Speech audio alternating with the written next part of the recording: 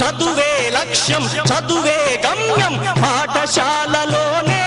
బ్రతుకులు తీర్చిదిద్దుకుందాం చదువులమ్మ ఒడిలో మన భవిత మార్చుకుందాం కరువు సీమలో పుట్టాము కన్నీళ్లను కారుస్తున్నాము చీకటి కమ్మిన ఈ నేలలో మన చదువే ఒక వెలుగు దివ్వెరా పంటలు పండక ఎండిన నేలలో అక్షర సేద్యం చేద్దాము